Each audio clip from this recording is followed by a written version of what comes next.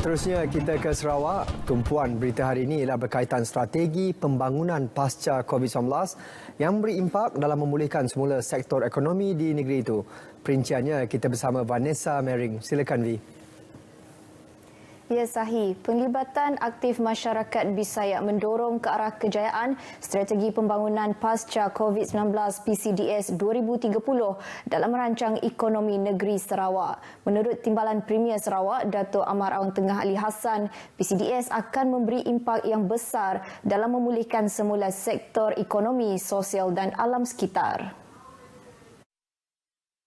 Dengan itu, Kerajaan Sarawak juga memperuntukkan sebanyak RM63 bilion untuk melaksanakan pelbagai inisiatif di bawah fasa pertama PCDS 2030 bagi mencapai objektifnya.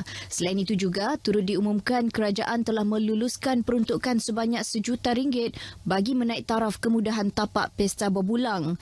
Teks ucapan beliau telah dibacakan oleh Timbalan Menteri Pembangunan Luar Bandar, Datuk Hasbi Habibullah dalam Majlis Malam Kebudayaan dan Pementasan Pesta Berbulang dan Lumba Kerbau di tapak Pesta Batu Danau Limbang. Dalam sesi ucapannya, beliau yang juga merupakan ahli Parlimen Limbang memberi peruntukan sebanyak RM30,000 bagi penganjuran program pesta tersebut. Dalam perkembangan sama, pada malam tersebut turut diadakan pertandingan Ratu Berbulang yang disertai 7 orang peserta bagi peringkat akhir yang merebut hadiah utama, wang tunai sebanyak RM1,500 dan biasiswa pendidikan RM15,000 yang telah dianugerahkan kepada Nur Diary Evidenis, dan bagi naib Johan pula telah dimenangi Desi Testi Disip, manakala tempat ketiga diberikan kepada Felicia Ivy John. Kerajaan negeri akan memastikan Lembaga Sumber Asli dan Alam Sekitar NREB dan Jabatan Alam Sekitar DOE serta beberapa agensi penguatkuasa yang lain bersedia menghadapi musim kemarau yang akan datang.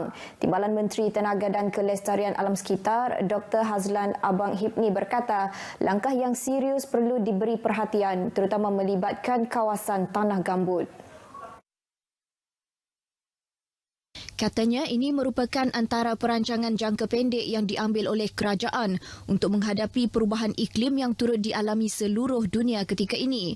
Menurut Dr. Hazlan lagi, apa yang lebih penting adalah perancangan jangka panjang yang sedang dilaksanakan oleh kerajaan untuk memastikan kelestarian alam sekitar. We'll use hydropower, we'll use solar, we'll use hydrogen to save the world, to save the earth. So that is the main thing. Beliau berkata demikian kepada pemberita selepas merasmikan World Environmental Day atau Hari Alam Sekitar Sedunia di Petrajaya Kuching. Ditanya mengenai perkembangan terkini kilang yang menghasilkan hidrogen yang terletak di kawasan perindustrian Samalaju, Dr. Hazlan berkata setakat ini kilang tersebut belum beroperasi. Beliau yakin apabila ia siap kelak, bukan sahaja meletakkan Sarawak sebagai negeri perintis terhadap penerokaan industri tersebut, malah sekaligus bakal memacu ekonomi Sarawak pada masa akan datang. Lebih 7,000 pengunjung diterima setiap hari di Muzium Budaya Sarawak sejak cuti gawai dan cuti sekolah minggu lepas. Pegawai Seksyen Komunikasi Korporat Jabatan Muzium Sarawak JMS, Anastasia Malan memberitahu sambutan sangat memberangsangkan bukan sahaja dari pengunjung tempatan, bahkan dari pengunjung luar. Sambutan pelawat sejak cuti gawai, especially public holidays tu agak memberangsangkan lah. Macam during the public holidays memang banyak orang. Kami orang pun range untuk public holidays is around 6 to 7K juga sehari. Kadang-kadang yang mencecah juga 8K. Anastasia Malan turut berkata walaupun mendapat sambutan yang menggalakkan dan dibanjiri pengunjung, tetapi JMS tetap mengamalkan prosedur operasi standard SOP yang ditetapkan seperti menggunakan pelitup separuh muka dan menghadkan keluar masuk serta membahagikan mereka kepada beberapa bahagian sebelum dibenarkan masuk ke dalam muzium 5 tingkat tersebut.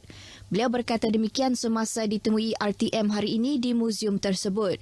Beliau turut berpesan agar pengunjung menempah secara dalam talian untuk mengelakkan kesesakan kepada orang ramai dan sekiranya pengunjung berkunjung secara walk-in adalah digalakkan untuk datang lebih awal.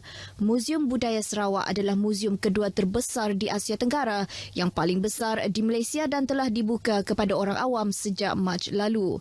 Tinjauan RTM hari ini mendapati rata-rata pengunjung pengunjung berpuas hati mengunjungi muzium tersebut berikutan keselesaan dan maklumat-maklumat sejarah budaya Sarawak yang disalurkan.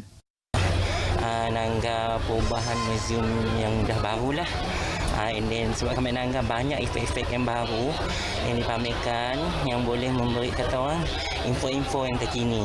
Wah, excited dan seronok lah Mbak Miak pergi situ. Mohon ada masa cuti nak lebih baik Mbak Miak situ lah.